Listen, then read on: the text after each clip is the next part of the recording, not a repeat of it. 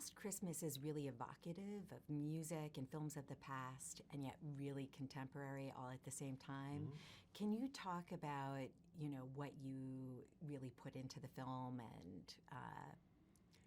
Yeah, I mean, we wanted to, you kind of want to make a Christmas classic. That's always what you aim for when you're making a Christmas movie, but you wouldn't have that if you didn't have a great script. And this all started with Emma Thompson sending me a script about a year and a half ago called Last Christmas, and she said, I think we'd have fun doing this, and I read this script, and I just fall in love with it. I can't believe how wonderful it is. I mean, of course it is. It's from Emma Thompson, who won an Oscar for writing a movie already. So, yeah, but then, you just have to load it up with great characters, beautiful scenery, great Christmas music, and also a great soundtrack. And on top of all of this, we've got this amazing George Michael soundtrack of 15 of his songs, including one that's never been heard before. Now, am I correct that he knew about the project? Yeah, he about 8 or 9 years ago, when the idea was first brought to Emma to do a movie based on Last Christmas, she knew George and actually talked with him, and she discussed what she wanted to do for the film, and he loved the idea, and homelessness was a big cause of his, and so he wanted to make sure that element was in the movie. And so he was very aware of it, which made it much easier to convince his estate to let us use so many songs.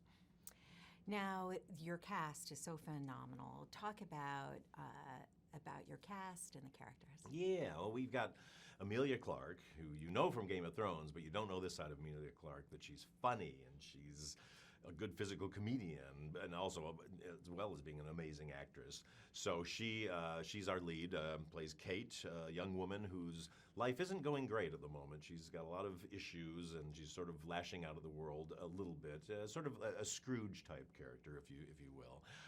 And then she meets Henry Golding in the role of Tom, who's this just guy who loves life and is always telling her to look up and look around, stop looking at your phone, and just take in the world around you. And he sees something in her that she doesn't see in herself, and he just makes her a bit of a project for him to try to bring her out of her funk, if you will. And then you've got Michelle Yeoh, who plays her boss, Santa, who works at a year-round Christmas store called Yuletide Wonderful, who is very hard on Kate, Emilia's character, but also can't give up on her because she knows that there's a good person inside her. And then Emma Thompson plays her mother, who is overbearing and out of her mind and absolutely hilarious. There are so many elements to the film that are really contemporary, too. Can you talk about how important it was to make a contemporary classic? Yeah, you want movies to resonate with a modern audience. And while there's nostalgia in just the imagery of Christmas and all that, there's still issues that are very topical. I mean, everything from immigration to homelessness.